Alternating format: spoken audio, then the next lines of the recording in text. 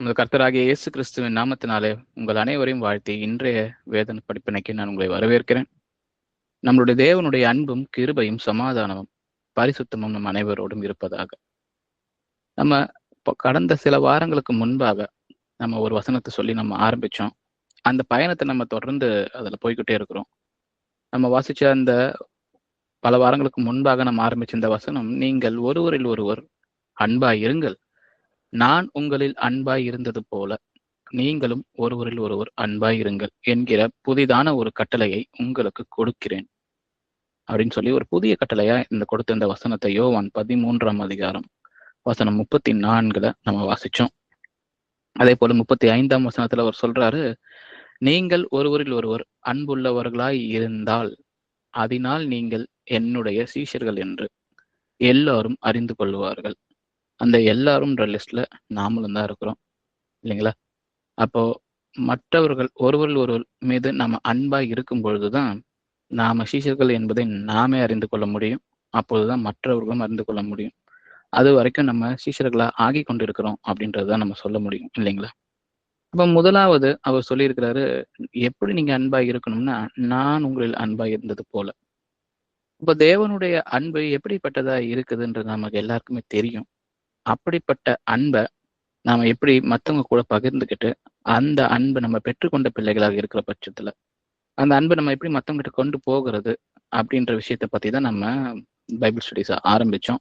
அதுல முக்கியமா இருந்தது தேவனுடைய சுவிசேஷத்தை, அந்த குட் நியூஸ்ன்னு சொல்லப்படுற அந்த காஸ்பலை மற்றவர்கள்கிட்ட எடுத்து கொண்டு போகிறது.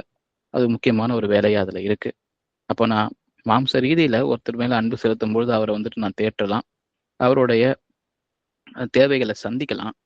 ஆனா தேவனுடைய அன்பு எப்படிப்பட்டதா இருக்குன்னு சொல்லி தேவன்கிட்ட அவரை சேர்ப்பதை காட்டிலும், தேவனுக்கும் அவருக்கும் ஒரு இணக்கமான ஒரு உறவை ஏற்படுத்துவதை காட்டிலும், தேவனுடைய சமாதானத்தை அவர் பெற்றுக்கொண்டு, அந்த சகோதரனோ அந்த சகோதரியோ பெற்றுக்கொண்டு அதுல அவங்க நடப்பதற்கு தேவையான வழிவகைகளை, வசனங்களை கொண்டு செல்வதுதான் உண்மையாகவே நாம தேவன் மீது நாம வைத்திருக்கிற அன்பையும் அவர் நம்ம மீது வைத்திருக்கிற அன்பையும் காண்பிக்கிற விதத்துல நம்ம சீஷர்களை நம்மளை ஆக்குது. அப்ப அதை தொடர்ந்து நாம சுவிசேஷத்தை எப்படி அறிவிக்கிறது, அதற்கான வசனங்களை, அதற்கான ஞானத்தை நமக்கு தேவன் கொடுத்திருக்கிறாரா? அப்போ எப்படிப்பட்ட லெவல்ஸ்ல நம்ம அதை சொல்ல முடியும் அப்படின்றத பார்த்தோம். அதே போல அப்போஸ்தலர்கள் இயேசு கிறிஸ்து சொல்லி கொடுத்த அதே மாடலை ஃபாலோ பண்ணாங்களான்றதையும் நம்ம கடந்த வாரங்கள்ல பார்த்துருக்கிறோம். அப்ப நம்ம யாரை போய் சந்திக்கிறோமோ, யாருக்கு போய் சுவிசேஷத்தை சொல்றோமோ, நாமளும் சரி அவங்களும் சரி எல்லாருமே இந்த உலக ஞானத்துல ஊறிக்கொண்டிருந்த பிள்ளைகளாக இருந்த காலம் உண்டு. அப்போ இன்னும் தேவனை அறியாமல் இருக்கிறவங்க, இல்லை இன்னும் உலகத்தோட ஞானத்தோடையே ஒட்டி இருக்கிறவங்க கிட்ட போய் தான் நம்ம சுவிசேஷத்தை அறிவிக்க வேண்டிய இந்த சமயமா இருக்கு. அப்படி இருக்கும் பொழுது கடந்த 2 வாரங்களா நம்ம தேவனுடைய ஞானம் எது, மனிதனுடைய ஞானம் எப்படிப்பட்டதான் இருக்கு, ரெண்டுக்கும் உள்ள வித்தியாசம் என்ன அப்படின்றத நம்ம ஆராய்ந்து பார்த்து வந்தோம் வசனங்களை கொண்டு. அப்போ இன்னைக்கு நாம இந்த வசனத்தோட நம்ம இன்னைக்கியோட பைபிள் ஸ்டடியை ஸ்டார்ட் பண்ணலாம்.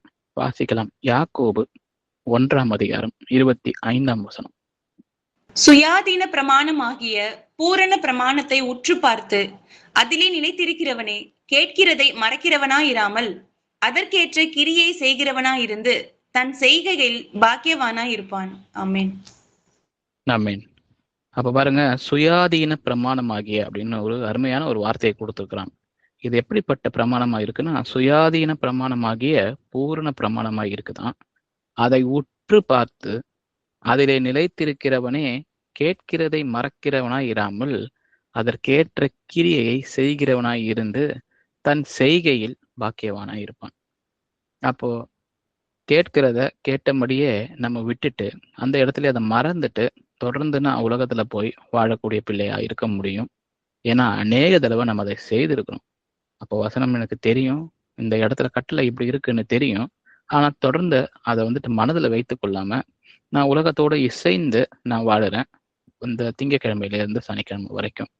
ஞாயிற்றுக்கிழமையில மட்டும்தான் அந்த உலகத்தை விட்டு பிரிஞ்சு நான் ஒரு சபைக்குள்ள வந்து வசனங்களை கேட்டு என்னை தயார்படுத்திக்கிற ஒரு கிறிஸ்தவனா நான் இருக்கிறேனா, சீஷரா நான் இருக்கிறேனா அப்படின்றத நாமளே நிதானித்து பார்க்கலாம். ஏன்னா நமக்கு வசனம் சொல்லிக் கொடுக்குது பாருங்க, அதில் நிலைத்து இருக்கிறதற்கு என்ன செய்யணும்ன்றத சொல்லிக் கொடுக்குது. பூரண பிரமாணத்தை உற்று பார்த்து அதிலே நிலைத்திருக்கிறவனே கேட்கிறதை மறக்கிறவனா இராமல் அதற்கேற்ற கிரியை செய்கிறவனா இருந்துன்னு சொல்லி நமக்கு வசனம் சொல்லி கொடுக்குது. அப்ப இந்த சுயாதீன பிரமாணம், சுயாதீனம்னா வந்துட்டு அதற்கு ஒரு வார்த்தைக்கு அந்த அர்த்தம் என்னன்னு சொல்றாங்கன்னா விடுதலை, ஃப்ரீடம் இல்லைங்களா? நமக்கு வந்துட்டு இருக்கிற கட்டுகள்ல இருந்து நமக்கு விடுதலையை கொடுக்குகிறது தான் அந்த சுயாதீனம் என்ற வார்த்தை. இன்னொரு அர்த்தம் அதுக்கு வந்துட்டு தன்னிச்சையாக செயல்படுது, மற்றவை சாராமல் தன்னிச்சையாக நின்று செயல்படக்கூடிய அந்த ஒரு விஷயத்தை தான் நம்ம சுயாதீனம்னு சொல்றோம். ரெண்டாவது பிரமாணம். பிரமாணம்னு நமக்கு தெரியும், அதுதான் சட்டம், இல்லை இங்கிலீஷ்ல வந்துட்டு லா அப்படின்னு சொல்லி சொல்றாங்க. அப்போ இன்னொரு மீனிங் அதுக்கு என்ன சொல்றாங்கன்னா, அது ஒரு அளவுகோல்னு சொல்றாங்க, ஒரு அதிகாரப்பூர்வமான சான்று. ஓகே, இப்படிதான் இருக்கணும் அப்படின்றதற்காக தான் சட்டத்தை ஏற்றப்படுகிறது. தேவன் கைப்பட மனிதனுக்கு நியாயப்பிரமாணம் எழுதி கொடுக்குறாரு. அதை வந்துட்டு ஒரு அளவுகோலை போல எழுதி கொடுக்குறாரு. இதை வச்சுதான் நீங்க சரியா நடந்துக்கிறீங்களா இல்லையா, எனக்கு பிரியமானதை செய்கிறீங்களா இல்லையா அப்படின்றத நீங்க தெரிந்து கொள்ளணுன்றதுக்காகவே நியாயப்பிரமாணத்தை தன் கைப்பட எழுதி கொடுக்குறாரு சொல்லி பாக்குறோம் மோசே கிட்ட. ஸோ அப்போ அதுதான் பிரமாணமா இருக்கு. அப்போ இந்த பிரமாணமே எப்படிப்பட்டதா இருக்குன்னு ரெண்டு வார்த்தையும் சேர்த்து பாருங்க, சுயாதீன பிரமாணம். அப்போ ஒண்ணு விடுதலையை கொடுக்கக்கூடிய தேவனுடைய சட்ட திட்டங்கள் இல்லைங்களா, இந்த லா ஆஃப் லிபர்ட்டி அப்படின்னு இங்கிலீஷ்ல சொல்றாங்க. அப்ப இன்னொரு அர்த்தம் பார்த்தீங்கன்னா, தன்னிச்சையாக தன்னைத்தானே ஆதாரமாக கொண்டு அதிகாரப்பூர்வத்தை வந்துட்டு நிகழ்த்தக்கூடிய ஒரு சான்றா அது இருக்குது. அதாவது அதற்கு வேற ஒரு சான்று தேவையில்லை, வேற ஒருத்தர் வந்து அதுக்கு அதிகாரத்தை பூர்வத்தை கொடுக்க தேவையில்லை, அதுவே அதற்கு ஆதாரமா இருக்குது. அப்போ நம்மளுடைய சுவிசேஷ புஸ்தகம், அதுல இருக்கிற தேவனுடைய வார்த்தைகள் சுயாதீன பிரமாணமா இருக்குதுன்னு சொல்லி சொல்லப்பட்டிருக்கு. அப்போ விடுதலையை கொடுக்கக்கூடிய தேவனுடைய வழிகள், சட்டங்கள் அப்படின்னு இருக்கு. அதே போல தன்னைத்தானே ஆதாரமாக கொண்டு நிலை நிற்கிற ஒரு சட்டமா இருக்குன்னு சொல்லி நம்ம பார்க்க முடியுது. அப்போ இந்த சுயாதீன பிரமாணம் தான் பூரண பிரமாணமா இருக்குதான், அதுதான் வந்துட்டு கம்ப்ளீட் ஆன ஒரு பிரமாணமா இருக்கு. இத உற்று பார்த்து, அப்ப இது பழைய ஏற்பாட்டு காலங்கள்ல நியாய பிரமாணம்னு சொல்லப்படுது. ஆனா புதிய ஏற்பாட்டு காலத்துல தேவன் கொடுத்திருக்கிறது தான் சுயாதீன பிரமாணமா இருக்கு. அப்ப அதை உற்று பார்த்து அதிலே நிலைத்திருக்கிறவனே கேட்கிறதை மறக்கிறவனா இராமல். அப்போ எதெல்லாம் செய்யணும்னு தேவனுடைய கற்பனைகள் எங்க இருக்குன்னா, தேவனுடைய இந்த சுயாதீன பிரமாணத்துலதான் இருக்கு. அப்ப அந்த கட்டளைகளும் கற்பனைகளும் அதிலே கேட்கிறதே இல்லாம அதை நிலைத்து இருக்கிறவன் அதை உற்று பார்க்கணும்னு சொல்லியிருக்கு. ஏன்னா இதுக்கான முன்பு வசனங்கள் எல்லாம் நீங்க வாசித்து பாத்தீங்கன்னா, யாக்கோபு 1:22 வாசிக்கும். அல்லாமலும் நீங்கள் உங்களை வஞ்சியாதபடிக்கு திருவசனத்தை கேட்கிறவர்களை மாத்திரமல்ல, அதன்படி செய்கிறவர்களாயும் இருங்கள். ஆமென். அப்ப அப்படிதான் ஆரம்பிக்கிறாரு பாருங்க. நீங்கள் உங்களை வஞ்சியாதபடிக்கு திருவசனத்தை கேட்கிறவர்களாய் மாத்திரமல்ல, அதன்படி செய்கிறவர்களாயும் இருங்கள். இது நமக்கு நல்லா தெரிஞ்ச வசனம் தான். எல்லாரும் பிரேயர் பண்ணும்போது கூட இதை உபயோகிக்கிறாங்க. நீங்கள் உங்களை வஞ்சியாதபடிக்கு நம்ம ஏமாத்திக்க கூடாதுன்னு சொல்லப்பட்டிருக்கு. ஏன்னா திருவசனத்தை கேட்டுட்டு அது நல்லா இருந்துச்சுன்னு சொல்லிட்டு அந்த சாட்டிஸ்பாக்சனோட நம்ம போறவங்களா இருந்தா நம்மளே வஞ்சித்துக்கிற பிள்ளைகளாக இருக்கிறோம். திருவசனத்தை கேட்கிறவர்களை மாத்திரமல்ல, அதன்படி செய்கிறவங்களையும் நீங்கள் இருக்க வேண்டும்னு சொல்லி தேவன் எதிர்பார்க்கிறார். அதை எப்படி செய்யணும் தான் வந்துட்டு அடுத்தடுத்து அழகா அந்த வசனங்களை சொல்லி கொடுக்கிறாரு. 23, 24 அதே அதிகாரத்துல வாசிக்கலாம். எண்ணத்தினாலவெனில் ஒருவன் திருவசனத்தை கேட்டும் அதன்படி செய்யாதவனானால் கண்ணாடியிலே தன் சுபாவ முகத்தை பார்க்கிற மனுஷனுக்கு ஒப்பாய் இருப்பான். அவன் தன்னைத்தானே பார்த்து அவ்விடம் விட்டு போன உடனே தன் சாயல் என்னது என்பதை மறந்து விடுவான். ஆமென். அப்ப பாருங்க, கண்ணாடி முன்னாடி நம்ம நிக்கிற வரைக்கும் தான் நம்மளுடைய உருவம் கண்ணாடி முன்னாடி நம்ம கண்களுக்கு முன்பாக தெரிகிறது. அந்த இடத்த விட்டு நம்ம நகர்ந்து போன உடனே நம்ம எப்படி இருந்தோன்றதை நம்ம மறந்துடுவோம் இல்லையா? ஏன் மறந்துடுறோம்? ஏன்னா நமக்கு முன்னாடி கண்ணாடி இல்லை, நம்ம கண்ணாடியை விட்டு நம்ம நகர்ந்து வந்துட்டோம். ஓகே, அப்போ எப்படி நம்ம இருந்தோன்றதை மறந்துடுறோம். திருப்பியும் கண்ணாடி முன்னாடி போய் நிற்கும் போதுதான் நம்ம இப்படிதான் இருக்கிறோம் அப்படின்றத நமக்கு ஷுவரா தெரியுது. அதைத்தான் வந்துட்டு உதாரணமா சொல்லியிருக்கிறாங்க. வேத வசனத்தை விட்டு விலகி நான் வந்துட்டு இதற்குன்னு வந்துட்டு ஒரு டைம் ஒதுக்கி இருக்கிறேன், ஒரு நாளை ஒதுக்கி இருக்கிறேன், மீதி நாள் ஃபுல்லா என்னுடைய இஷ்டப்படி நானும் இந்த உலக காரியத்துல இருப்பேன், திரும்ப அப்புறமா வந்து இதை படிப்பேன்னு சொன்னா நம்ம உற்று நோக்காத பிள்ளைகளா இருக்கிறோம். அப்ப தேவ வசனத்துல எப்பொழுதுமே இருக்கிற பிள்ளைகளாக இருக்கும்போது மட்டும்தான், அதை எப்பொழுதுமே கேட்டு அதை வந்துட்டு என்னோட மனதுல நான் பதித்து கொள்ளும் போது மட்டும்தான் என்னுடைய பிரச்சனைகள் எனக்கு தெரிய வருது. அப்ப கண்ணாடியில பாக்குறது போல நமக்கு வந்துட்டு வேத வசனங்கள் ஒவ்வொன்றும் நமக்கு வந்துட்டு தெரியப்படுத்தப்படும் பொழுது, தேவன் அதை நமக்கு வந்துட்டு காண்பிக்கும் பொழுது, நமக்குள்ள இருக்க அந்த குற்றங்கள் குறைகளை தெரியும் பொழுது நம்ம என்ன செய்யறோம்? அப்போ என் மேலதான் அந்த குற்றம் இருக்குன்னு சொல்லி என்ன நான் சரி செய்து கொள்ள போகிறேன்னா, இல்ல கண்ணாடியை நான் துடைக்க போறேன்னா? ஏன்னா அநேக பேர் நம்ம அதையும் நம்ம செய்து பார்க்கிறோம். ஏன்னா நமக்கு மேலதான் அந்த பிரச்சனை இருக்குன்னு சொல்லிட்டு அந்த வசனத்துக்கு கீழ்ப்படுகிறவங்க தங்களை சரி செய்து கொள்கிறாங்க. அது கண்ணாடியை பார்க்கும்போது தெரிகிற அந்த பிரச்சனைகளை அவங்க நீக்கிக் கொள்கிறாங்கன்னு சொல்லி பார்க்கிறோம். ஆனா அந்த கண்ணாடியை பார்க்காம அந்த கண்ணாடியை துடைக்கிறேன், என் மேல எந்த பிரச்சனையும் இல்லைன்னு நினைக்கிறவங்க வசனங்கள் அவங்க கிட்ட பேசும் பொழுது அதை அசட்டை செய்கிறாங்கன்னு சொல்லி பார்க்கிறோம். அப்ப ஏதாவது ஒரு விஷயம் தேவன் எடுத்து சொல்லி கொடுக்கும் பொழுது அவங்க என்ன பண்றாங்கன்னா, அது எனக்கு இல்ல இந்த வசனம் எனக்கு வேண்டாம் அப்படின்னு சொல்லி அதை விட்டு விலகி போறவங்க இருக்கிறாங்க. ஏன்னா அவர்கள்கிட்ட இருக்கிற அந்த பிரச்சனையோட வாழறதுக்கு அவங்க தயாரா இருக்கிறாங்கன்றதுதான் விஷயம். அதனாலதான் இந்த மொத்த வசனமே யாக்கோபு 1:21 ஸ்டார்ட் ஆகுது. எப்படி ஸ்டார்ட் ஆகுது பாத்தீங்கன்னா, ஆகையால் நீங்கள் எல்லாவித அழுக்கையும் கொடிய துர்க்குணத்தையும் ஒழித்துவிட்டு உங்கள் உள்ளத்தில் நாட்டப்பட்டதாயும் உங்கள் ஆத்துமாக்களை ரட்சிக்க வல்லமை உள்ளதுமாய் இருக்கிற வசனத்தை சாந்தமாய் ஏற்றுக்கொள்ளுங்கள். அப்ப முதல்ல வசனத்துக்கு முன்பாக இந்த வசனம் எப்படிப்பட்டதா இருக்கு, என்னுடைய ஆத்மாவிற்கு ரட்சிப்பை கொடுக்க வல்லமை உள்ளதா இருக்கிற இந்த வசனம் இல்லைங்களா? அப்போ இதுக்கு தடையா எது இருக்குன்னு இந்த வசனம் சொல்லி கொடுக்குது பாருங்க. அழுக்கு, கொடிய துர்குணம், இதை நாம் ஒழித்து விட்டு நம்ம உள்ளத்துல நாட்டப்பட்டதா இருக்கிற உங்கள் ஆத்துமாக்களை ரட்சிக்க வல்லமுள்ளதா இருக்கிற வசனத்தை சாந்தமாய் ஏற்றுக்கொள்ளுங்கள். முதல்ல இந்த தேவனுடைய திருவசனம் என்னை சுத்திகரிக்கிறது, அது என்னுடைய பிரச்சனைகளை சுட்டி காண்பிக்கிறது, அதுல இருந்து நான் விடுதலை அடைவதற்கான வழிகளையும் சொல்லி கொடுக்குதுன்றதை நம்ம புரிந்து சாந்தமாய் நான் இந்த திருவசனத்தை ஏற்றுக்கொள்ளும் போதுதான் எனக்குள்ள இருக்கிற பிரச்சனைகளை அதை காண்பிக்கும் பொழுது அதை உற்று நோக்கினவனாய் இருந்து அதுல எனக்குள்ள இருக்கிற அந்த பிரச்சனைகளை நீக்கிறதற்கு, அந்த துர்க்குணத்தை விடுவதற்கு, அழுக்கை நீக்கி போடுவதற்கு தேவனுடைய வசனம் நமக்கு உதவி செய்கிறதுன்னு சொல்லி பார்க்கிறோம். அப்போ நம்மளுடைய பழைய வாழ்க்கையில இருந்தோ இல்ல நம்மளுடைய பழக்க வழக்கங்கள் இருந்தோ தேவனுக்கு பிரியமில்லாத காரியத்தில் இருந்தோ விடுதலை கொடுக்கக்கூடிய இந்த பிரமாணம் தான் சுயாதீன பிரமாணம் அப்படின்னு சொல்லி யாக்கோபுல சொல்லப்பட்டிருக்கு இல்லைங்களா? சோ இந்த சுயாதீன பிரமாணத்தை தான் நம்ம எப்பொழுதுமே உற்று பார்க்கிறவர்களா இருக்கணும். இதுதான் பூரண பிரமாணமா இருக்குன்னு சொல்லி பார்க்கணும். அப்ப நமக்கு எதுல இருந்து நமக்கு சுயாதீனம் தேவை, எதுல இருந்து நமக்கு விடுதலை முக்கியமா தேவை? இப்ப வாசிக்கலாம். யோவான் 8:32. சத்தியத்தையும் அறிவீர்கள், சத்தியம் உங்களை விடுதலையாக்கும் என்றார். ஆமென். அப்ப இந்த 32வது வசனத்துல பாருங்க, நீங்கள் இந்த உண்மையான சத்தியத்தை நீங்கள் அறிந்து கொள்ளும் பொழுது அந்த சத்தியம் தான் உங்களை விடுதலையாக்கும் அப்படின்னு சொல்றாரு. அப்போ சத்தியத்தை தெரிந்த பின்பு அது ஒரு கிரியை செய்ய வல்லதா இருக்குது இல்லைங்களா? ஆத்மாவிற்கு ரட்சிப்பை கொடுக்க வல்லமை உள்ளதா இருக்குது. அதை நம்ம ஏற்றுக்கொண்டு சாந்தமா ஏற்றுக்கொள்ளும் பொழுதுதான் அப்படின்னு சொல்லி பார்க்கிறோம். அப்ப எதுல இருந்து விடுதலையா கொடுக்குது? 34ஆம் வசனம், யோவான் 8:34 வாசிக்கலாம். இயேசு அவர்களுக்கு பிரதியுத்தரமாக, பாவம் செய்கிறவன் எவனும் பாவத்துக்கு அடிமையாய் இருக்கிறான் என்று மெய்யாகவே மெய்யாகவே உங்களுக்கு சொல்லுகிறேன். ஆமென். ஆமென். அப்போ பாவம் தான் நம்மளை அடிமையாக்குதுன்னு சொல்லி நமக்கு தெரியும் இல்லைங்களா? அவர் ஏசப்பா சொல்லி கொடுத்துட்டாரு, பாவம் நம்மளை அடிமையாக்குது. ஒவ்வொரு தடவையும் பாவத்துல விழும் பொழுது நாம அடிமையாகிறோம், நம்மளை தேவன் தான் விடுதலையாக்கணும்னு சொல்லி வாசிக்கலாம். யோவான் 8:21. இயேசு மறுபடியும் அவர்களை நோக்கி, நான் போகிறேன், நீங்கள் என்னை தேடி உங்கள் பாவங்களிலே சாவீர்கள், நான் போகிற இடத்துக்கு வர உங்களால் கூடாது என்றார். ஆமென். அப்ப பாருங்க, உண்மையை சொல்லி கொடுக்கிறாரு. யோவான் 8:21 இந்த வசனத்தை சொல்லி கொடுத்துட்டாரு.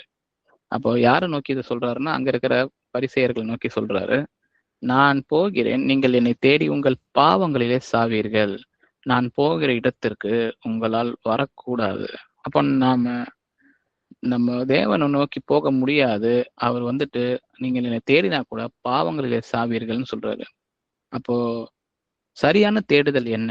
தேவன் யாருன்னு நமக்குள்ள இருக்கிற அந்த வாஞ்சையை கொடுக்கறது தேவனுடைய திருவசனமா தான் இருக்கு. அந்த வாஞ்சையை நம்ம சாட்டிஸ்ஃபை பண்ணிக்கிற வகையில தேவன் யாரு அப்படின்னு சொல்லி நம்ம தேடும் பொழுதுதான் நமக்கு 2 ஆப்ஷன் வருது. ஒண்ணு, தேவனை அறிந்து கொண்ட பிள்ளையாக அவர் சொல்லி கொடுக்குறாரு, அதை சாந்தமாய் ஏற்றுக்கொள்ளும் பொழுது நம்மளால ஜீவனுக்கு போகிற வழியும் உண்டு. அதை நம்ம இதை ஏற்றுக்கொள்ள முடியலன்னு சொல்லி அதை விட்டு விலகும் பொழுது உங்கள் பாவங்களிலே சாவீர்கள்னு சொல்லி அந்த 21ஆம் வசனம் சொல்றாரு. அதுக்கான விளக்கத்தை கொடுக்குறாரு பாருங்க. வசனம் 24, 25 அதே 8ஆம் அதிகாரத்துல வாசிக்கலாம். ஆகையால் நீங்கள் உங்கள் பாவங்களில் சாவீர்கள் என்று உங்களுக்கு சொன்னேன், நானே அவர் என்று நீங்கள் விசுவாசியாவிட்டால் உங்கள் பாவங்களிலே சாவீர்கள் என்றார். அதற்கு அவர்கள், நீர் யார் என்றார்கள். இயேசு அவர்களை நோக்கி, நான் ஆதி முதலாய் உங்களுக்கு சொல்லி இருக்கிறவர்தான். ஆமென். அப்போ திருப்பி அந்த வசனத்தை எடுத்து சொல்றாரு பாருங்க, நீங்கள் பாவத்திலே சாவீர்கள் என தேடினா கூட நான் வந்துட்டு கிடைக்க மாட்டேன்னு சொல்லிட்டு இந்த 24, 25 சொல்றாரு, நீங்கள் உங்கள் பாவங்களில் சாவீர்கள் என்று உங்களுக்கு சொன்னேனே, நானே அவர் என்று நீங்கள் விசுவாசியாவிட்டால் உங்கள் பாவங்களிலே சாவீர்கள்னு சொல்லி நமக்கு வசனம் தான் நமக்கு இதை சொல்லி கொடுக்குது பாருங்க. அந்த வாஞ்சையை கொடுக்கறதும் வசனம் தான், நமக்கு அவர் யாருன்றதை காண்பித்து கொடுக்கறதும் வசனம் தான். நானே அவர் என்று நீங்கள் விசுவாசியாவிட்டால் உங்கள் பாவங்களிலே சாவீர்கள். ஏன்னா அதற்கான ஒரு பலி கொடுக்கப்படவில்லை. ஏன்னா நான் தான் அவர் என்று நீங்கள் இன்னும் அறியாமல் இருக்கிறீர்கள். அப்போ யார் நீங்க அப்படின்னு சொல்லி கேட்கிறாங்க பாருங்க. அவருக்கு பதில் சொல்றாரு, நான் ஆதி முதலாய் உங்களுக்கு சொல்லி இருக்கிறவர் தானே. நான் ஆதி முதலாயின்னு சொல்லி சொல்றாரு. அப்போ ஒரு மனிதன் ஆதி முதலாயினா அவர் பிறப்பு வரைக்கும் தான் வந்துட்டு ஸ்டார்ட் ஆகும்போது அவர் ஆதின்னு அவருக்கு சொல்ல முடியும். ஆனா தேவன் வந்துட்டு அவங்க கிட்ட சொல்லும் பொழுது அவங்க புரிந்து கொள்ள மறுக்கிறாங்க.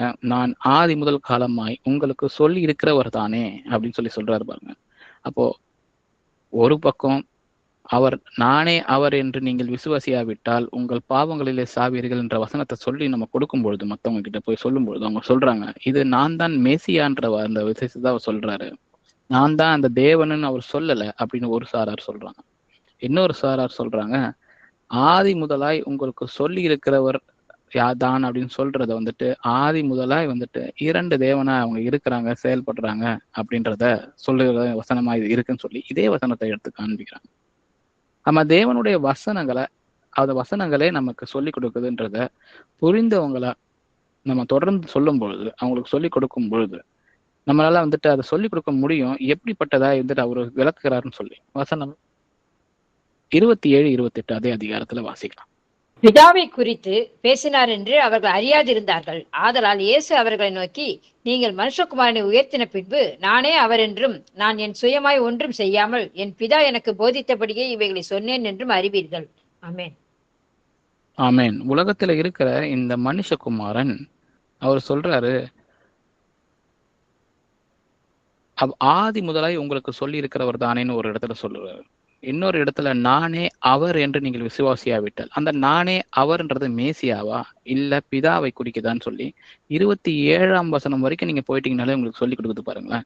பிதாவை குறித்து பேசினார் என்று அவர்கள் அறியாதிருந்தார். அப்போ இன்னைக்கும் கூட அதை அறியாத இருக்கிறவர்கள் உண்டு நம்ம மத்தியில, இல்லைங்களா? நானே அவர், அந்த அவர் யாருன்னா அவர் பிதாவை குறித்து தான் பேசினார்ன்னு சொல்லி அவர்கள் அறியாதிருந்தார்கள்னு 27ஆம் வசனம் சொல்லி கொடுக்குது. நானே பிதா என்று நீங்கள் விசுவாசியாவிட்டால் உங்கள் பாவங்களிலே சாவீர்கள்னு சொல்லி இந்த திருவசனம் நமக்கு சொல்லி கொடுக்குது பாருங்க. அப்ப நான் சுயமாய் செய்யல, மனுஷகுமாரனாய் உங்கள் கண்களுக்கு முன்பாக தெரிகிற நான் அவரால் அனுப்பப்பட்டு அவரால் போதிக்கப்பட்டு அவர்கள் சொல்லிக் கொடுப்பதையே நான் சொல்லிக் கொடுக்க வந்திருக்கிறேன்னு சொல்லி அவர் வசனத்தை சொல்லிக் கொடுக்கிறாரு.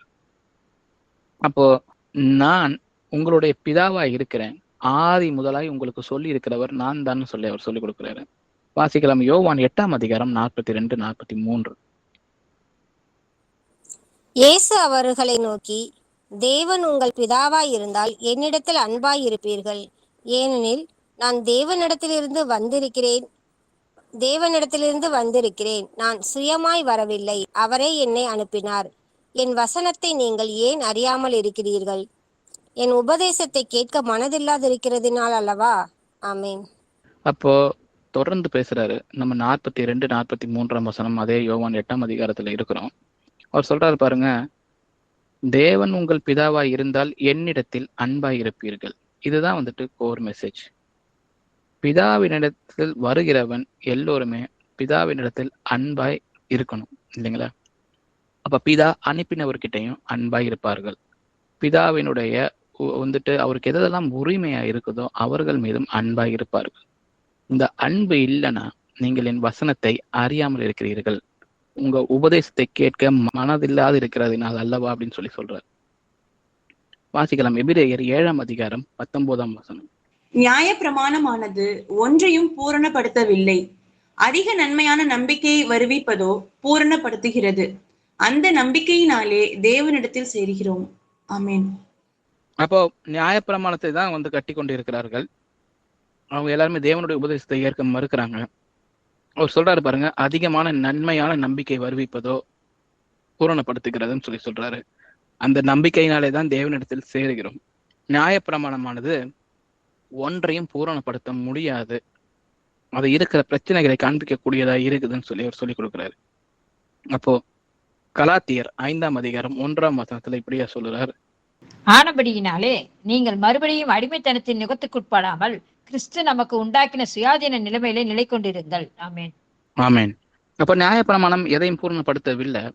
ஆனா வந்துட்டு கலாத்தியர்ல நமக்கு புதிய ஏற்பாடு காலத்துல சொல்ல போறாங்க, நீங்கள் மறுபடியும் அடிமைத்தனத்தின் நுகத்துக்கு உட்படாமல் கிறிஸ்து நமக்கு உண்டாக்கின அந்த சுயாதீன நிலைமையிலேயே நிலை கொண்டிருங்கள்.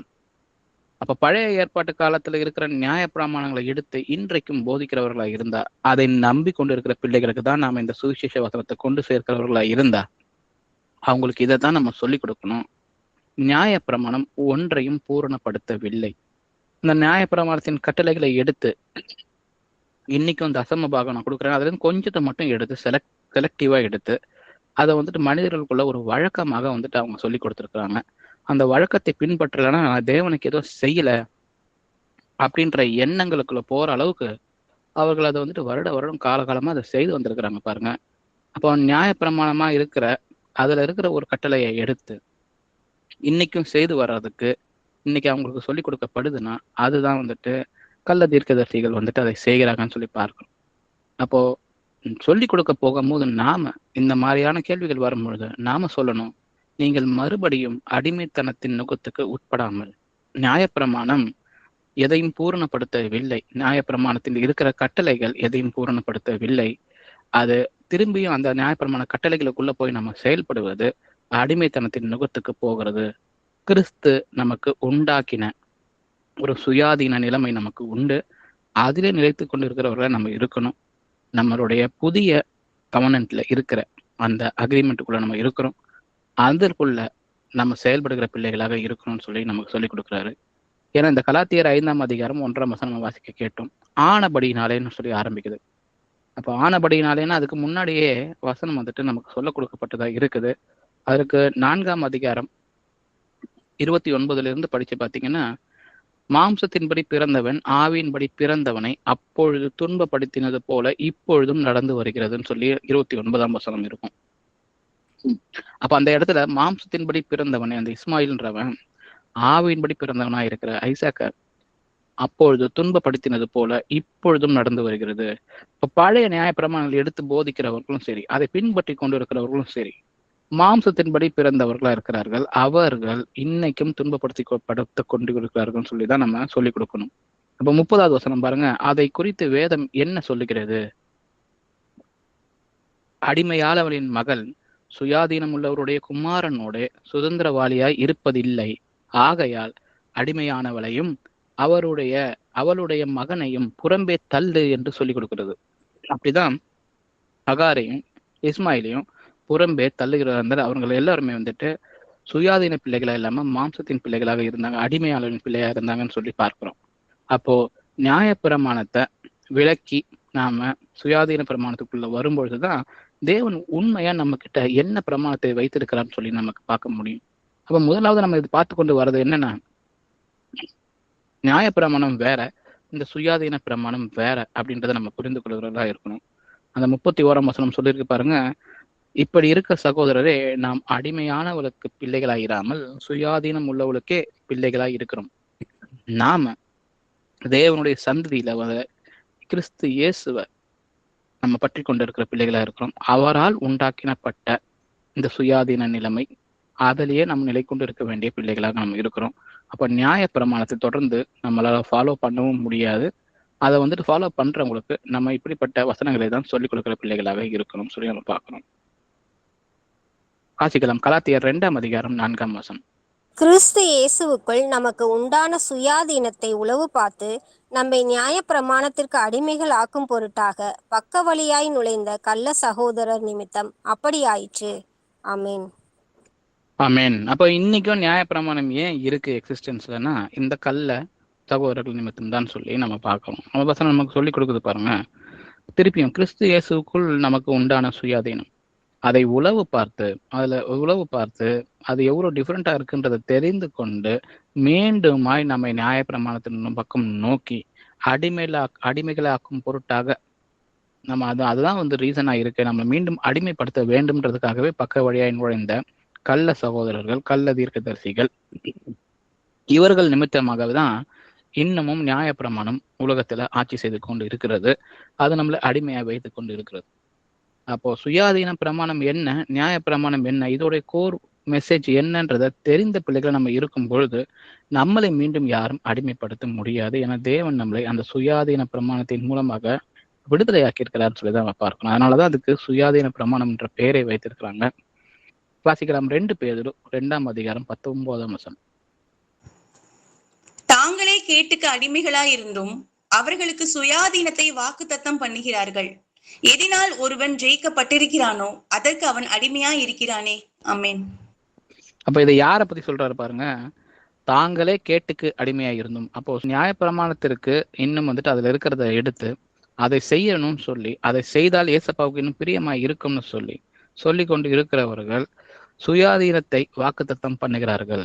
அவங்க வந்துட்டு புதிய ஏற்பாட்டுல இருக்கிற காலகட்டத்துல இருக்கிற அந்த சுயாதீன வாக்குத்தத்தங்களையும் எடுத்து அவர்கள் பயன்படுத்துகிறாங்க. எதினால் ஒருவன் ஜெயிக்கப்பட்டிருக்கிறானோ அதற்கு தான் அவன் அடிமையா இருக்கிறான். அப்போ பாவத்தால் ஜெயிக்கப்பட்டிருக்கிறோம்னா பாவத்திற்கு அடிமை, நியாயப்பிரமாணத்தினால் நம்ம ஜெயிக்கப்பட்டிருக்கிறோம்னா நியாயப்பிரமாணத்திற்கு அடிமை. அப்போ சுயாதீன பிரமாணத்தால் நாம் ஜெயிக்கப்பட்டிருக்கிறோம்னா நம்ம சுயாதீனத்திற்கு அடிமையா இருக்கிறோம் அப்படின்னு சொல்லி பார்க்கிறோம் இல்லையா. அப்ப இயேசு கிறிஸ்துக்கு மட்டுமே நம்ம வந்துட்டு அடிமையா இருக்கிற பிள்ளைகளா இருக்க வேண்டும். இதை யாரை பத்தி சொல்லியிருக்குன்னு நமக்கு தெரியும்.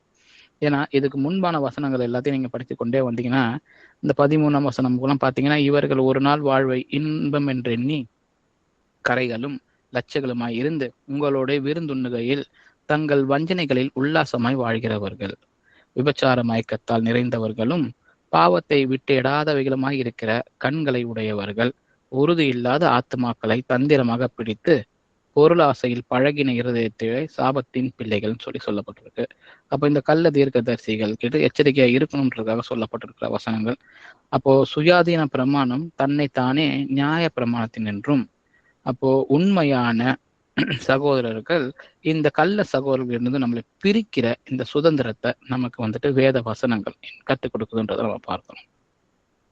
வாசிக்கலாம் யோவான் 3ஆம் அதிகாரம் வசனம் 19-20. ஒளியானது உலகத்திலே வந்திருந்தும் மனுஷருடைய கிரியைகள் பொல்லாதவைகளாய் இருக்கிறபடியினால் அவர்கள் ஒளியை பார்க்கிலும் இருளை விரும்புகிறதே அதிக ஆக்கினை தீர்ப்புக்கு காரணமாய் இருக்கிறது. பொல்லாங்கு செய்கிற எவனும் ஒளியை பகைக்கிறான், தன் கிரியைகள் கண்டிக்கப்படாதபடிக்கு ஒளியினிடத்தில் வராதிருக்கிறான். ஆமென். இதை வந்துட்டு நிக்கோதேமு கிட்ட ஏசப்பா சொல்லி கொடுக்குறாரு பாருங்க. உண்மை சத்தியம் வெளிப்படும் பொழுது சத்தியம் உங்களை விடுதலை ஆக்குகிறது.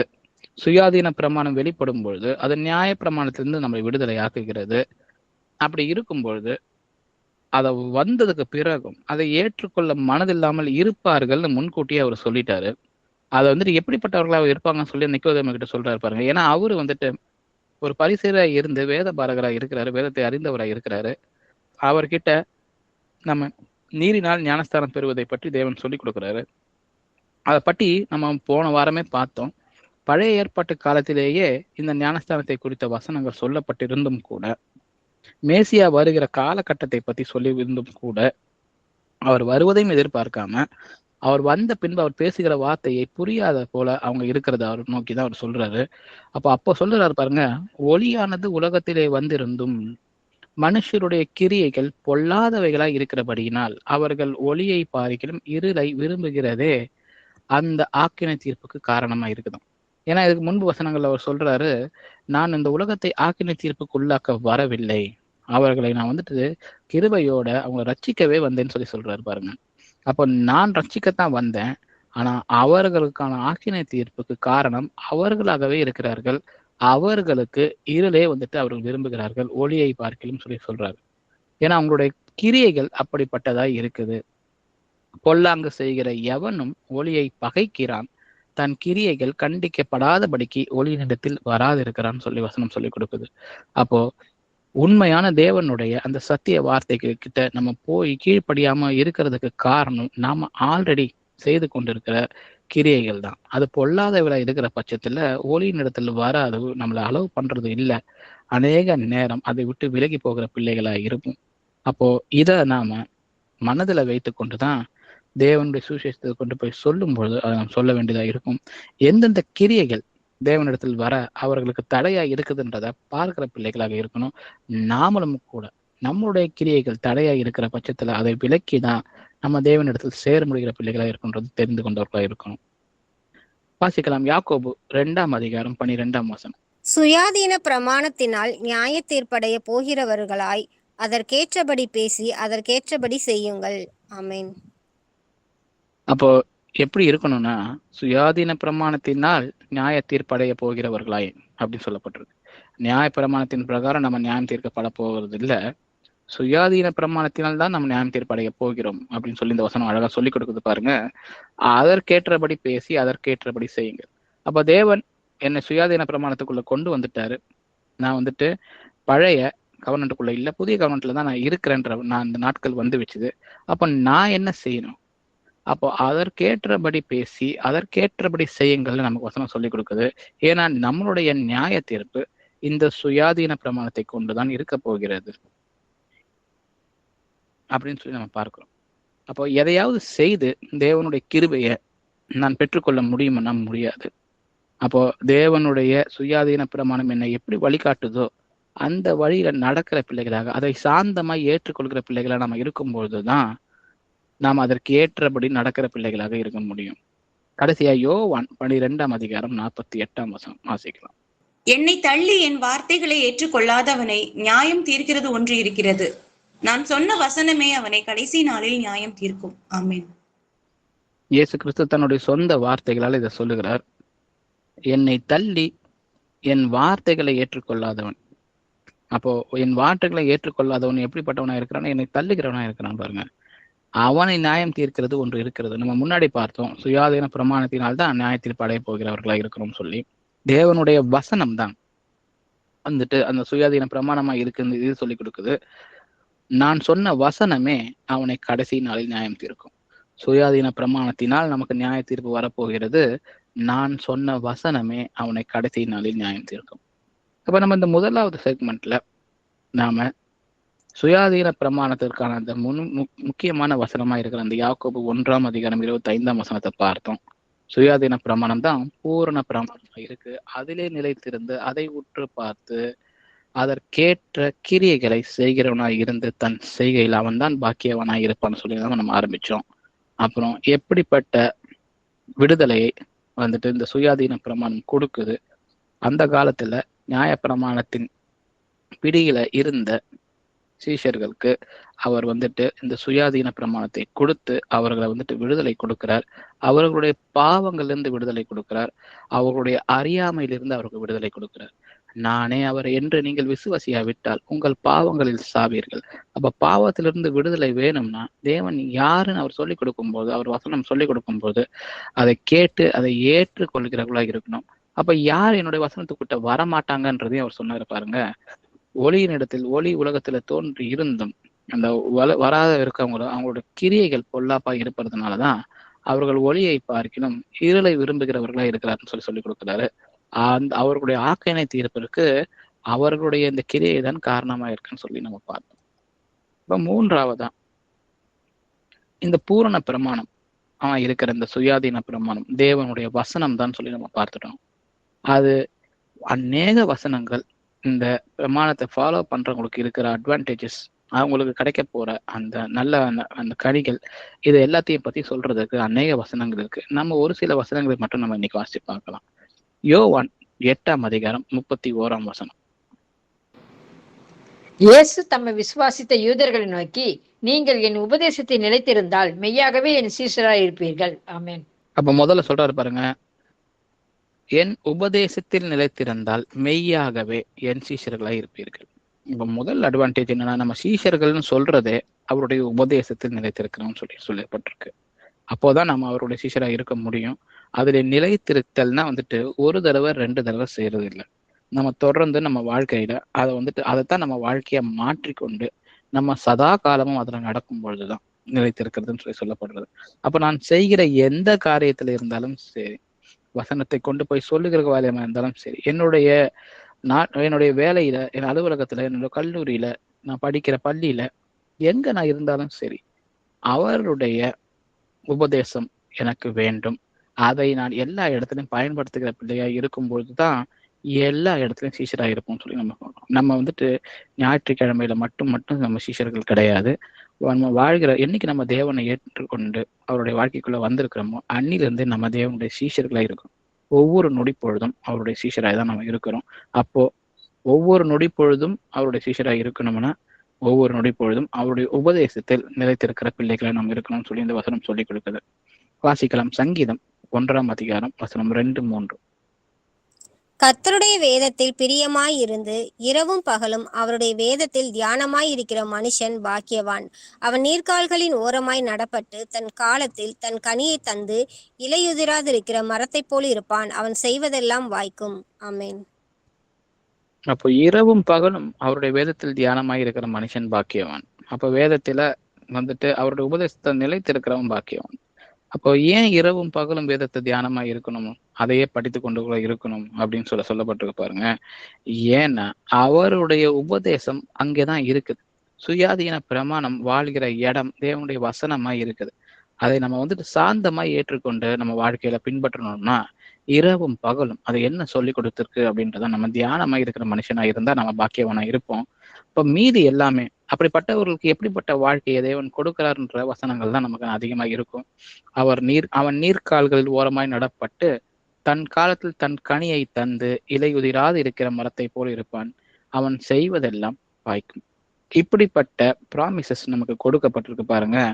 யாரு வேதத்துல தியானமா இருந்து அதில் நிலைத்திருக்கிற பிள்ளைகளா இருக்கிறவனுக்குன்னு சொல்லி கொடுக்குறாரு. அதை பிரித்து எடுத்து அப்படிப்பட்டவர்களுக்கு தேவன் தன்னுடைய சாயலை கொஞ்சம் கொஞ்சமாய் அவர்களுக்கு கொடுக்கிறான்னு சொல்லி பார்க்கிறோம். வாசிக்கலாம். சங்கீதம் 119 வசனம் 32 34 வரை. நீர் என் இருதயத்தை விசாலமாக்கும் போது நான் உமது கற்பனைகளின் வழியாக ஓடுவேன். கர்த்தாவே, உமது பிரமாணங்களின் வழியை எனக்கு போதியும். முடிவு பரியந்தம் நான் அதை காத்துக்கொள்வேன். எனக்கு உணர்வை தாரும். அப்பொழுது நான் உமது வேதத்தை பற்றி கொண்டு என் முழு இருதயத்தோடும் அதை கை கொள்ளுவேன். ஆமென். ஆமென். தாவீது போன்றவர்கள் பழைய நியாயப்பிரமாணத்தில் இருந்த காலகட்டத்தில் இருந்தவர்களா இருந்தும் கூட புதிய பிரமாணத்தை பற்றி அறிந்தவர்களா இருந்தாங்க. இதே போல மோசேவும் சரி, ஆபிரகாமும் சரி, தேவன் முன்பு கூட்டிய அவர்களுக்கு இதோடைய ரூட், இந்த நியாயப்பிரமாணம் எங்கிருந்து வருகிறதுன்ற அந்த புதிய பிரமாணமாய் இருக்கிற பரிபூர்ணமான பிரமாணமாய் இருக்கிற இந்த சுயாதீன பிரமாணத்தை பற்றி சொல்லி கொடுத்திருக்கிறாரு. அப்போ அதெல்லாம் கேட்ட பின்புதான் சொல்றாரு பாருங்க, என் இருதயத்தை விசாலமாக்கும் போது உமது கற்பனைகளின் வழியாக நான் ஓடுவேன். இதுக்கு ஒரு பெரிய பிராட் ஹார்ட் தேவை. அப்படிப்பட்ட கற்பனையா இருக்குதா? அப்போ என்னுடைய குறுகிய இருதயத்துல, கல்லா இருக்கிற என் இருதயத்துல இதை நான் இருக்க முடியாது. என் இருதயத்தை நீங்கள் விசாலமாக்கும் பொழுது நான் உமது கற்பனைகளின் வழியாக ஓடுவேன். உமது பிரமாணங்களின் வழியை எனக்கு போதியும். முடிவு பரியந்தம் நான் அதை காத்துக்கொள்வேன். நியாயப்பிரமாண புஸ்தகம் அவர் கையில இருந்த காலகட்டத்துல தேவனை நோக்கி உமது பிரமாணங்களின் வழியை எனக்கு போதியும்னு சொல்லி அவர் வந்துட்டு பிரார்த்தனை செய்யறாருன்னு சொல்லி பார்க்கலாம் இல்லைங்களா? முடிவு பரியந்தம் வரை நான் அதை காத்துக்கொள்வேன். ஏன்னா அவர்கள் தேட ஆரம்பிச்சுட்டாங்க. இந்த நியாயப்பிரமாணம் பாவத்தை சுட்டி காண்பிக்கிறதா இருக்கிறதே தவிர அது நமக்கு பூரண விடுதலையை கொடுக்க முடியாது. அதற்கான புதிய ஒரு பிரமாணத்தை நான் கொடுப்பேன்னு அவர் பழைய ஏற்பாட்டு காலத்திலேயே அவர் சொல்லிய வசனங்களை கொண்டு அவர்கள் பாருங்க, அந்த புதிய பிரமாணங்களின் வழியை எனக்கு போதிங்கன்னு சொல்லி ஒரு வசனத்துல சொல்லப்பட்டிருக்கு. எனக்கு உணர்வை தாரும். அப்பொழுது நான் உமது வேதத்தை பற்றி கொண்டு என் முழு இருதயத்தோடும் அதை கை கொள்ளுவேன். இப்படிப்பட்ட பிரேயர் நாம செய்யறோமா? நம்ம அந்த மாம்ச தேவைகளுக்காக நம்ம பிரேயர் பண்றோம். எனக்கு உணர்வை தாருமாப்பா, உங்க வேதத்தை பற்றி கொண்டு என் முழு இருதயத்தோடும் அதை நான் கை கொள்ளுவேன் அப்படின்னு சொல்லி அதைத்தான் அவருடைய வாஞ்சையா இருக்கு பாருங்க. முழு இருதயத்தோட கை கொள்ளுவதற்காக எனக்கு உணர்வை தாங்கன்னு சொல்லி கேட்கிற பிரார்த்தனையா தான் இருக்குது. என் வழிகளை பிரமாணங்களை போதியும். முடிவு பொறு இந்த முறை நான் அதை காத்துக்கொள்வேன்னு சொல்லிட்டு அவர் கேட்கிற ரிக்வெஸ்டுக்கு அவர் என்ன செய்வேன்னு சொல்லி அவர் சொல்றாருன்றத பாக்குறோம். அப்போ எப்படி அவருடைய இருதயத்தை விசாலமாக்கணும்னு சொல்லி கேட்கிறாரு. அதே 119ஆம் அதிகாரம் 45ஆம் வசனம் வாசிக்கலாம். நான் உம்முடைய கட்டளைகளை ஆராய்கிறபடியால் விசாலத்திலே நடப்பேன். ஆமென். ஆமென். அப்ப பாருங்க, தேவனுடைய கட்டளைகள் இருக்கு. அது வந்துட்டு நியாயப்பிரமாண புஸ்தகத்திலும் இருந்தது, நமக்கு இந்த புதிய பிரமாணத்திலும் இருக்குது. ஆனா அந்த கட்டளைகளை ஆராய்கிறபடியால் தான் விசாலத்திலே நடப்பேன். என் இருதயத்தை விசாலமாக்கும் பொழுது நான் உமது கற்பனைகளின் வழியாய் ஓடுவேன்னு அவர் சொல்லிட்டு 45ஆம் வசனத்தை சொல்றாரு. உமது கட்டளைகளை ஆராய்கிறபடியினால் விசாலத்திலே நடப்பேன். அப்போ தேவனுடைய கற்பனைகள் என்ன, எது வேறுபட்டு இருக்கு? நியாயப்பிரமாணம் வேண்டாம்னு சொல்றோம், ஆனா வந்துட்டு தேவனுடைய இந்த புதிய பிரமாணத்துல நம்ம வேண்டும்னு சொல்றோம். அப்ப என்ன டிஃபரன்ஸ் இருக்கு? அந்த கட்டளைகளை ஆராய்ந்து நடக்கும் பொழுதுதான் விசாலத்துல நடக்கிற பிள்ளைகளாக நம்ம இருக்க முடியும். அது நம்மளை வந்துட்டு கொண்டு போய் சேர்க்க வேண்டிய இடத்துல சரியாக சேர்க்குதுன்னு சொல்லி நம்ம பார்ப்போம். வாசிக்கலாம் 1 சாமுவேல் 12ஆம் அதிகாரம் வசனம் 14, 15.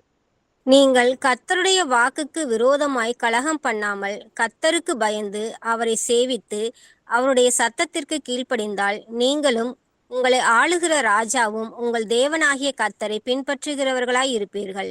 நீங்கள் கர்த்தருடைய சத்தத்திற்கு கீழ்ப்படியாமல் கர்த்தருடைய வாக்குக்கு விரோதமாய் கலகம் பண்ணினீர்களானால் கர்த்தருடைய கை உங்கள் பிதாக்களுக்கு விரோதமாய் இருந்தது போல உங்களுக்கும் விரோதமாய் இருக்கும். ஆமென். அப்போ புதிய ராஜாவை கொடுக்கும்போது சாமுவேல் மூலியமா தேவன் இந்த வார்த்தைகளை கொடுக்கிறாரு.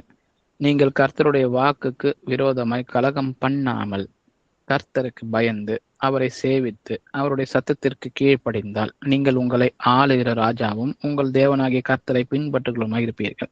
பின்பற்றுனா எப்படிப்பட்ட விரோதமான விஷயங்கள் உங்களுக்கு வரும்னு சொல்லி கொடுத்திருக்கிறாரு. அப்போ எல்லா வசனங்கள், அநேக வசனங்கள், நாம கர்த்தருக்கு பயப்படணும், அவரை சேவித்துக் கொள்ளணும், அவருடைய சத்தத்தை கேட்கிற பிள்ளைகளா இருக்கணும். என் மந்தை நாடுகள் என் சத்தத்தை கேட்கும் அப்படின்ற இந்த வசனங்கள் எல்லாமே சொல்லப்பட்டிருக்கு. அது என்ன வசனம், என்ன கற்பனை? அந்த கற்பனைகளையும் கட்டளைகளையும் ஆராய்கிறபடினால்தான் நம்மளோட விசாலத்துல நம்ம நடக்க முடியும். அப்போ தெளிவான ஒரு புத்தி உள்ளவர்களை நம்ம இருக்கணும்னா இந்த கற்பனைகளை ஆராய்கிற பிள்ளைகளாக நம்ம இருக்கணும். அந்த கற்பனைகள் எதை நோக்கி செல்கிறது, அதோடைய முடிவு என்ன, எதிலிருந்து அது வந்துட்டு ஸ்டெம் ஆகி வருகிறது, ஏன் தேவன் அப்படிப்பட்ட கற்பனைகளை கொடுத்திருக்கிறார்? கற்பனைகள் வந்துட்டு தேவன் சொல்லுகிறாரு பாருங்க, என்னுடைய நுகம் வந்துட்டு இலகுவானதா இருக்குன்னு சொல்றாரு பாருங்க. அப்ப நீங்க சுமக்கிற இந்த உலகத்தோடைய ஞானத்தோட நீங்க சுமக்கிற விஷயங்களை விட என்னுடைய நுகம் இலகுவானதா இருக்கு. அப்போ இந்த பூரண பிரமாணமா இருக்கிற இந்த சுயாதீன பிரமாணம் என்னத்தை நோக்கி போகுதுன்றதை நம்ம ஆராயிற பிள்ளைகளா நம்ம இருக்கணும். வாசிக்கலாம் லூக்கா 11ஆம் அதிகாரம் 28ஆம் வசனம். அதற்கு அவர், அப்படியானாலும் தேவனுடைய வார்த்தையை கேட்டு அதை காத்து கொள்ளுகிறவர்களே அதிக பாக்கியவான்கள் என்றார். ஆமென். ஆமென். அப்ப எல்லாத்தையுமே வந்துட்டு வசனத்தை கேட்கிறவர்கள், கை கொள்ளுகிறவர்கள், அவர்கள் தான் பாக்கியவான்களா இருக்கிறாங்க. அவர்கள் நீர்க்கால்கள் ஓரமாய் நடப்பட்ட தன் காலத்துல ஏற்ற கனியை கொடுக்கிற மரங்களை போல இருக்கிறாங்க. இதெல்லாம் நமக்கு தெரியுது. அப்ப ஆனா வந்துட்டு அந்த வார்த்தைக்கான இந்த எல்லா வசனங்களும் சொல்லப்பட்டிருக்கு. அந்த வார்த்தைன்னு என்ன நம்ம தெரிந்து கொள்கிறவங்களா இருக்கணும். வாசிக்கலாம் மத்தேயு 7ஆம் அதிகாரம் வசனம் 21, 24, 26. பரலோகத்தில் இருக்கிற என் பிதாவின் சித்தத்தின்படி செய்கிறவனே பரலோக ராஜ்யத்தில் பிரவேசிப்பானே அல்லாமல் என்னை நோக்கி கர்த்தாவே கர்த்தாவே என்று சொல்லுகிறவன் அதில் பிரவேசிப்பதில்லை. ஆகையால் நான் சொல்லிய இந்த வார்த்தைகளை கேட்டு இவைகளின்படி செய்கிறவன் எவனோ அவனை கன்மலையின் மேல் தன் வீட்டை கட்டின புத்தியுள்ள மனுஷனுக்கு ஒப்பிடுவேன். நான் சொல்லிய இந்த வார்த்தைகளை கேட்டு இவைகளின்படி செய்யாதிருக்கிறவன் எவனோ அவன் தன் வீட்டை மணலின் மேல் கட்டின புத்தி இல்லாத மனுஷனுக்கு ஒப்பிடப்படுவான். ஆமென். ஆமென். கடந்த ஒரு 2-3 வாரங்களுக்கு முன்பாக தேவனுடைய கட்டளைகளை ஒரே இடத்துல நம்ம படிக்கணும்னா நம்ம சொல்லியிருந்தோம். மத்தேயு 5ஆம் அதிகாரம், 6ஆம் அதிகாரம், 7ஆம் அதிகாரம், இதுல இருக்கிறதுல தொடர்ந்து மத்தேயுல மட்டும்தான் எல்லா இடத்துலயும் மற்ற அதிகாரங்கள்ல சிதறி போயிருக்கிற வசனங்களை ஒன்று கூட்டி மலை பிரசங்கம்ன்ற டாபிக்கு கீழே தேவனுடைய டைரக்ட் கட்டளைகளை, இந்த புதிய நியாய பிரமாணத்தின் கட்டளைகளை வந்துட்டு அந்த இடத்துல கொடுக்கப்பட்டிருக்கு. தேவன் டைரக்டா ஒன்னையும் ரூட் காசோட சேர்த்து அதை நம்ம எப்படி செய்யணும்னு சொல்லி கொடுக்குறாரு பாருங்க. அந்த வசனங்கள் இந்த மத்தேயு 5, 6, 7ஆம் அதிகாரத்துல சொல்லப்பட்டிருக்கு ஒன்னா. அப்ப அதெல்லாம் சொல்லி முடித்துட்டு நம்ம மத்தேயு 7ஆம் அதிகாரத்துல வசனத்தை நம்ம வாசிக்கிறோம். பரலோகத்தில் இருக்கிற என் பிதாவின் சித்தத்தின்படி செய்கிறவனே பரலோக ராஜ்யத்தில் பிரவேசிப்பானே அல்லாமல் என்னை நோக்கி கர்த்தாவே கர்த்தாவே என்று சொல்லிக்கிறவன் அதில் பிரவேசிப்பதில்லைன்னு சொல்றாரு. அப்ப எல்லாத்தையும் சொல்லி முடிச்சுட்டு தான் சொல்றாரு, சித்தத்தின்படி செய்யுங்கப்பா. சித்தம் என்னன்றதை நான் சொல்லி கொடுத்துட்டு தான் அதை சொல்றாரு பாருங்க, இந்த சித்தத்தின்படி செய்கிறவனே. அப்ப இந்த வசனத்தை மட்டும் நம்ம எடுத்து பார்க்கிறோம்னா அவருடைய சித்தத்தின்படி செய்கிறவன் பரலோக ராஜ்யத்தில் பிரவேசிப்பான் நமக்கு தெரியுது. ஆனா அந்த சித்தம் என்னன்றத அதற்கு முன்பாக இருக்கிற சாப்டர்ஸை படிக்கும் பொழுதுதான் அவர் சித்தம் என்ன என்பதை அவர் தெளிவுபடுத்துறாரு. அப்புறம் 24ஆம் வசனத்தை சொல்றாரு, நான் சொல்லிய இந்த வார்த்தைகளை, அந்த 5ஆம் அதிகாரம் மலை மேலே ஏறி உட்கார்ந்து அவர் 5000 பேருக்கு அவர் பிரசங்கத்தை ஆரம்பித்த டைம் முதல் அவர் சொல்லி இருக்கிற வசனங்கள் தொடர்ந்து வருகிறது. இந்த வார்த்தைகளை கேட்டு இவைகளின்படி செய்கிறவன் எவனோ அவனை கண்மலையின் மேல் தன் வீட்டை கட்டின புத்தியுள்ள மனுஷனுக்கு ஒப்பிடுவேன் அப்படின்னு சொல்றாரு பாருங்க. அப்ப அந்த வார்த்தைகள் அந்த 3 சாப்டர்ல அவர் தொடர்ந்து சொன்ன வார்த்தைகளை தான் அவர் சொல்றாரு. இவைகளின்படி நீங்கள் செய்யணும்னு சொல்றாரு. இதன்படி செய்கிறவன் புத்தியுள்ள மனுஷனா இருக்கிறான், அவன் கண்மலையின் மேல் தன் வீட்டை கட்டுகிறவனா இருக்கிறான். இப்படிப்பட்டி செய்யாதவன் வீட்டை மணலின் மேல் கட்டின புத்தி இல்லாத மனுஷனுக்கு ஒப்பிடுவேன் அப்படின்னு சொல்றாரு. அப்போ இந்த 2 பேருக்கும் என்ன நடந்துச்சு? 2 பேருக்கும் பிரச்சனை ஒண்ணுதான், ஆனா அதோடைய அவுட்கம் டிஃப்ரெண்டா இருந்துச்சு. கண்மலையின் மேல் கட்டின ஒரு வீடு மழை பெய்தும் காற்று அடித்தும் கூட அது கொஞ்சம் கூட அசையாமல் அது நின்றுச்சுன்னு சொல்லி பார்க்கிறோம். மணல் மேல் கட்டின வீடு பெரிதாக விழுந்ததுன்னு சொல்லி பார்க்கிறோம் இல்லைங்களா? இதை அவர் சொல்லி கொடுக்குறாரு. இப்போ மலை பிரசங்கத்துல அப்படி என்னதான் சொல்லி கொடுத்துருக்கிறாரு? ஏன்னா நம்ம அதை வீட்டுல போய் நம்ம எல்லாரும் படித்து பார்க்க வேண்டிய சாப்டர்ஸா இருக்குன்னு சொல்லி நம்ம சொல்லியிருந்தோம். அப்போ கொஞ்சம் வேகமா நம்ம அதை பார்த்தோம்னா அவர் சொல்லி கொடுத்தே இருப்பாரு. நியாயப்பிரமாணம் என்ன சொல்லி கொடுத்துச்சு, நான் உங்களுக்கு என்ன சொல்லுறேன் அப்படின்ற இந்த டிஃபரன்ஸ் அவர் சொல்லி கொடுத்துட்டே வருவாரு. அது ஃபர்ஸ்ட் பார்க்கும்போது அது டிஃபரன்ஸா இருக்கும். உடனே தேவன் அதோடைய ரூட் காசை அவர் கண்டுபிடிச்சு அங்கேயே அதை தடுத்து நிறுத்தணும்னு சொல்லி கொடுக்குறவரா இருக்கிறாரு. அப்போ உன் சகோதரனை நீ கொலை செய்யக்கூடாது, அவனுக்கு கொலை செய்வது பாவம் என்று உங்களுக்கு நியாயப்பிரமாணம் சொல்லி கொடுக்குது. ஆனா நான் உங்களுக்கு சொல்லுகிறேன், தன் சகோதரனை நியாயம் இல்லாமல் கோபித்துக் கொள்பவன் நியாய தீர்ப்புக்கு ஏதுவாயிருப்பான் அப்படின்னு சொல்லி அவர் சொல்லி கொடுப்பாரு பாருங்க. அப்போ எடுத்த எடுப்புல ஒருத்தரை போய் நம்ம கொலை செய்ய போக மாட்டோம். அது ஆரம்பிக்கிறது ஒரு கோபத்தினால சொல்லி பார்க்கிறோம். அப்ப அந்த கோபம் கொஞ்சம் கொஞ்சமா வளர்ந்து அது எரிச்சலாகி அப்ப அந்த மனிதன் மேல முழு வெறுப்பை அடைந்து ஒரு கட்டத்துல அவனை போய் கொலை செய்யற அந்த கொலை செய்கிற பாவத்தை நம்ம ஒரு மனிதன் செய்கிறான். அப்ப கொலை செய்யாதீர்கள் நியாயம் பிரமாணம் சொல்லி கொடுக்குது. அதை எங்க அவாய்ட் பண்ணணும், எங்க இருந்தே அதை ஸ்டாப் பண்ணணும்னு சொல்லி தேவன் தன்னுடைய பிரசங்கத்துல சொல்லி கொடுக்கிறார். இதுதான் சுயாதீன பிரமாணமா இருக்குது. நான் உங்களுக்கு சொல்லுகிறேன், தன் சகோதரனை நியாயம் இல்லாமல் கோபித்துக் கொள்பவன் நியாய தீர்ப்புக்கு ஏதுவாயிருப்பான். அதோடைய கோரோட அட்ரஸ் போய் அதை அட்ரஸ் பண்றான்னு சொல்லி பார்க்கிறோம். தன் சகோதரனை வீணன் என்று சொல்லுகிறவன் ஆலோசனை சங்க தீர்ப்புக்கு ஏதுவாயிருப்பான். மூடனை என்று சொல்லுகிறவன் எரி நரகத்துக்கு ஏதுவாயிருப்பான். அப்ப ஸ்டார்டிங்லயே ஒரு மனுஷன் மேல போயிட்டு எந்த விதத்திலையும் வெறுப்பை வச்சுக்க வேணாம்னு சொல்லி கொடுக்குறாரு பாருங்க. அதே மாதிரி விபச்சார பாவம் செய்யக்கூடாது அப்படின்னு சொல்லி உங்களுக்கு நியாயப்பிரமாணம் சொல்லி கொடுக்குது. ஆனால் நான் உங்களுக்கு சொல்லுகிறேன், ஒரு ஸ்திரீயை இச்சையோடு பார்க்கிற எவனும் தன் இருதயத்தில் அவளுடைய விபச்சாரம் செய்தாயிற்று. அப்போ எங்கிருந்து ஆரம்பிக்குதுன்னா கண்களின் இச்சையிலிருந்து தான் இப்படிப்பட்ட பாவங்கள் ஆரம்பிக்கிறது. அங்கிருந்தே அதை தடுக்க வேண்டிய பிள்ளைகளா இருக்கணும்னு சொல்லிதான் நமக்கு சொல்லி கொடுக்குறாரு பாருங்க. நான் உங்களுக்கு சொல்லுகிறேன், நீங்க இப்போ நியாயப்பிரமாணம் சொல்லி கொடுத்துருக்கு, நீங்க பொய் சாட்சி சொல்ல வேண்டாம்னு சொல்லி உங்களுக்கு சொல்லி கொடுக்குது. ஆனா நான் உங்களுக்கு சொல்லுகிறேன், சத்தியமே நீங்கள் பண்ண வேண்டாம், வானத்தின் பேரில் சத்தியம் பண்ண வேண்டாம், அது தேவனுடைய சிங்காசனம் சொல்லி தொடர்ந்து நீங்கள் சத்தியம் செய்ய வேண்டாம் சொல்லுது. உள்ளதை உள்ளது என்றும் இல்லதை இல்லதென்றும் சொல்லுங்கள், மற்றவைகள் எல்லாமே தீமைக்கு ஈடுவானதாக இருக்குதுன்னு சொல்லி அவர் சொல்லி கொடுக்குறாரு. அப்படியே நான் உங்களுக்கு சொல்லுகிறேன், தீமையோடு எதிர்த்து நிற்க வேண்டாம். ஒருவன் உன் வலது கன்னத்தில் அறைந்தால் அவனுக்கு மறு கன்னத்தையும் திருப்பி கொடுன்னு சொல்லி மனுஷர்கள்கிட்ட, அதுவும் முக்கியமா நம்மை கஷ்டப்படுத்துறவர்கிட்ட நம்ம எப்படி நடந்துக்கணும் அப்படின்றத சொல்லி கொடுக்குறாரு. இப்ப தீமைக்கு நீங்க எதிர்த்து நிற்க வேணாம். அதற்கூட என்ன பண்ணணுமா, அந்த தேவனுடைய சாயலை தரித்து கொண்டிருக்கிற பிள்ளைகளாக நம்ம அவர்களோட சேர்ந்துட்டு அந்த தீமைக்கான காரணத்தை அறிகிற பிள்ளைகளாக இருக்கணும். அவங்களுக்கு முன்பாக நாமளும் அவர்களை போல செயல்பட முடியாதுன்னு சொல்லி கொடுக்கிறாரு. நான் உங்களுக்கு சொல்லுகிறேன், உங்கள் சத்துருக்களை சிநேகியுங்கள். அப்போ நியாயப்பிரமாணம் சொல்லி கொடுக்குறது கண்ணுக்கு கண் பல்லுக்கு பல். அப்போ சத்துருக்களை அந்த காலத்துல அவங்க எது வேணா செய்யலாம். ஆனா நான் உங்களுக்கு சொல்லுகிறேன், உங்கள் சத்துருக்களை நேசியுங்கள், உங்களை சபிக்கிறவர்களை ஆசீர்வதியுங்கள், உங்கள் பகைக்கிறவர்களுக்கு நன்மை செய்யுங்கள், உங்களை நிந்திக்கிறவர்களாகவும் உங்களை துன்பப்படுத்துறவர்களுக்காகவும் ஜெபம் பண்ணுங்கள் அப்படின்னு சொல்லி இதெல்லாம் தான் பாத்தீங்கன்னா அந்த மலை பிரசங்கத்துல தேவன் சொல்லி கொடுக்குறாரு. இந்த வார்த்தைகளின்படி கேட்டு அதன்படி செய்ய முயற்சி செய்கிறவனே கண்மணிகள் தன் வீட்டை கட்டுக்கிறவனா இருக்கிறான்னு சொல்லி தொடர்ந்து நீங்க வாசித்து பாத்தீங்கன்னா அநேக வசனங்கள் இருக்கும். அப்ப நீங்க தர்மம் எப்படி செய்யணும்? மனுஷரால் புகழ்படுவதற்காக நீங்கள் தர்மம் செய்யணுமா, இல்ல தேவனுக்காக தேவன் பார்க்க தான் நீங்க தர்மம் செய்யணுமா? ஜெபம் பண்ணும் போது நீங்கள் மாயக்காரர்களை போல இருக்க வேண்டாம்னு சொல்லி கொடுக்கிறாரு.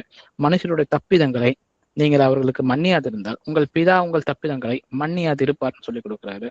பரலோகத்தில் உங்கள் பொக்கிஷங்களை சேர்த்து வையுங்கள், அங்கேதான் பூச்சியும் துருவும் கெடுக்கிறது இல்லைன்னு சொல்லி பரலோகத்தை குறித்து சொல்லிக் கொடுக்கிறாரு. எண்ணத்தை உண்போம் எண்ணத்தை குடிப்போம்னு சொல்லி உங்கள் ஜீவனுக்காக எப்பொழுதுமே கவலைப்படாதிருங்கள்ன்ற வசனத்தையும் வந்துட்டு அங்கதான் சொல்லி கொடுக்குறாரு. முதலாவது தேவனுடைய ராஜ்யத்தையும் அவருடைய நீதியும் தேடுங்கள், அப்போது இவைகள் எல்லாம் உங்களுக்கு கூட கொடுக்கப்படும் அப்படின்னு சொல்லி கொடுக்குறாரு. நீங்கள் குற்றவாளிகள் என்று தீர்க்கப்படாதபடிக்கு மற்றவர்களை குற்றவாளிகள் என்று தீர்க்காதிருங்கள். நியாய தீர்ப்பு வந்துட்டு உங்களுக்கு யாரையும் நியாயம் தீர்க்காதீர்கள் அப்படின்னு சொல்லி கொடுக்குறாரு.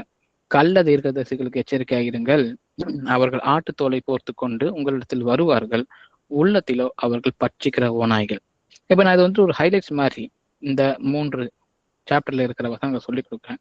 ஆனா இதுல இருக்கிற ஒவ்வொரு வசனமும் தேவன் எப்படிப்பட்டதா இருந்த நியாயப்பிரமாணத்தை எப்படி அவங்க மிஸ் அண்டர்ஸ்டாண்ட் பண்ணி வச்சிருக்கிறாங்க, அதை வந்துட்டு அதற்கான கோர் விஷயம் என்னன்னு சொல்லிட்டு கொஞ்சம் கொஞ்சமா அவங்களுக்கு சொல்லி கொடுக்கறது தான் இந்த மத்தேயு 5, 6, 7 பார்க்கலாம். மார்க்கு, லூக்கு, யோவான்லயுமே இந்த வசனங்கள் இங்கும் அங்குமாய் வந்துட்டு இருக்கிறத பார்க்கலாம். ஆனா இதே வசனங்கள் தான் அங்கேயும் கொடுக்கப்பட்டதா இருக்கு. அப்போ இதுதான் வந்துட்டு இந்த சுயாதீன பிரமாணம். தேவன் இதை சொல்லி கொடுத்துட்டு தான் இதில் இந்த வசனங்களை கேட்டு இதில் நிலைத்து இருக்கிறவன் அப்படின்னு சொல்லி கொடுக்குறாரு பாருங்க. அப்போ இந்த அல்டிமேட்டா இந்த நியாய பிரமாணத்திற்கும் இந்த சுயாதீன பிரமாணத்திற்கும் உள்ள வித்தியாசம் என்ன, இதோடைய கோர் சப்ஜெக்டுக்கு அவர் கொண்டு போகிறாரு. அப்ப அதை வந்துட்டு நீங்க எங்க பார்க்கலாம்னா வாசிக்கலாம். மத்தேயு 22ஆம் அதிகாரம் 37-38 வரை. இயேசு அவனை நோக்கி, உன் தேவனாகிய கர்த்தரிடத்தில் உன் முழு இருதயத்தோடும் உன் முழு ஆத்மாவோடும் உன் முழு மனதோடும் அன்பு கூறுவாயாக. இது முதலாம் பிரதான கற்பனை. இதற்கு ஒப்பாயிருக்க 2ஆம் கற்பனை என்னவென்றால், உன்னிடத்தில் நீ அன்பு கூறுவது போல பிறனிடத்திலும் அன்பு கூறுவாயாக என்பதே. இவ்விரண்டு கற்பனைகளிலும் நியாய பிரமாணம் முழுமையும் தீர்க்க தரிசனங்களும் அடங்கியிருக்கிறது என்றார். ஆமேன். ஆமேன். அப்போ அநேக இடங்கள்ல அநேக வார்த்தைகளை கொண்டு அவர் சொல்லி இருக்கிறாரு. இப்ப இந்த மலை பிரசங்கத்துல கூட நம்ம பார்த்தோம். இதுல எல்லாமே பாத்தீங்கன்னா மனிதனுக்கு தனிப்பட்ட முறையில ஒரு சிங்கிள் மனிதனுக்கு கொடுக்கப்பட்ட வசனங்கள் கிடையாது. இது எல்லாத்துலயும் வந்துட்டு இன்னொரு மனிதன் வந்துட்டு இருக்கிறான்றதுதான் உண்மை.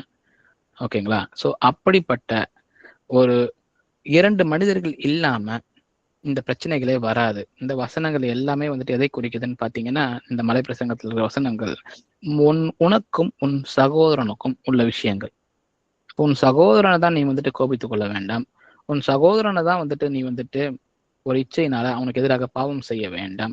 உன் சகோதரனுக்கு தான் வந்துட்டு அவன் தீமை செய்யும் பொழுது நீ பதிலுக்கு தீமை செய்யாமல் நன்மை செய்ய வேண்டும் சொல்லி எப்பொழுதுமே இன்னொரு பார்ட்டி 2 பேர் இருக்கிற விஷயங்களை தான் சொல்லி கொடுக்குறாரு பாருங்க. அப்போ இது எல்லாத்திற்கும் அடிப்படை. ஏன் நான் இப்படி இருக்கணும், ஏன் நான் பொய் சாட்சி சொல்லக்கூடாது, ஏன் என் சகோதரனுக்கு முன்பாக நான் வந்துட்டு உபவாசம் வந்து மாயக்காரனை போல இருக்கக்கூடாது, ஏன்னா அவன் வந்து தப்பான வழி அதை வழி நடத்துகிறதா இருக்கக்கூடாது அப்படின்னு சொல்லி எல்லாமே என்னுடைய அயலான நோக்கி எனக்கும் அவனுக்கும் உள்ள அந்த ரிலேஷன்ஷிப்பை தான் காமிக்குது. ஓகே, அதற்கான வசனங்களா தான் எதை செய்யணும் எதை செய்யக்கூடாது அப்படின்ற வசனங்களாவே தான் இருக்குதுன்னு சொல்லி பார்க்கிறோம். அப்போ தனிப்பட்ட மனிதனுக்கு தன்னுடைய அயலானோட அவன் எப்படி அவன் வந்துட்டு இணக்கமா இருக்கிறான், அவன் எப்படி இருக்கணும் எப்படி இருக்கக்கூடாதுன்ற விஷயங்களை தான் மையப்படுத்தி இந்த எல்லா வசனங்களும் சொல்லப்படுது. இப்போ நம்ம அதை ஆராய்ந்து பார்க்கும்போதுதான் தேவன் இதை சுருக்கமா சொல்லணும்னு சொல்லிட்டு ஒரு நியாய சாஸ்திரி அவரை சோதிக்கும்படிதான் இந்த கேள்வியை கேட்கிறான் பாருங்க. அந்த 35ஆம் வசனம் 36ஆம் வசனத்துல, போதகரே நியாய பிரமாணத்தில எந்த கற்பனை பிரதானமானது என்று கேட்டான்.